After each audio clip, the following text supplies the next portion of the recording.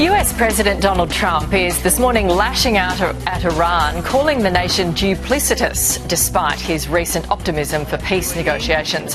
He says nothing gets through to Iran unless we want it to, and Iran's only options are a deal or total surrender. With the president suggesting that talks are resuming, there are hopes the Strait of Hormuz can be safely opened soon. Joining us now is Anel Sheline, Middle East expert from the Quincy Institute and former Foreign Affairs Officer under the US Department of State.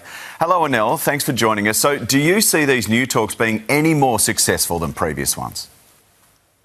Well, the so-called new talks aren't even happening, apparently. Iran and Oman are in discussions to agree upon a route whereby ships could transit the Strait of Hormuz that would be amenable to both sides. This is part of why the MOU broke down previously, was that ships were trying to go through the route on the Omani side, and Iran said, no, you don't get to go through, and then fired on the ships, and Trump got very upset. So the fact that Iran and Oman are in negotiations over a route is progress, but Trump talking about talks with Iran, those aren't happening as far as the Iranians are concerned.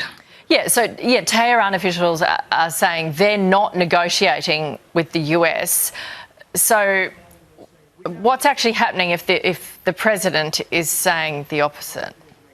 Oh, well, I mean, this is not the first time Trump has said a deal is in the offing, progress is being made. We know Trump frequently makes these kinds of statements, partly to reassure markets, to try to make sure that the price of oil doesn't go too high.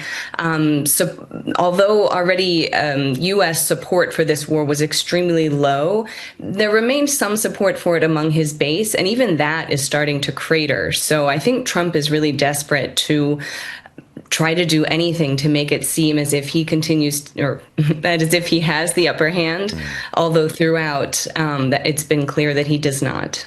Anel, thanks for your time.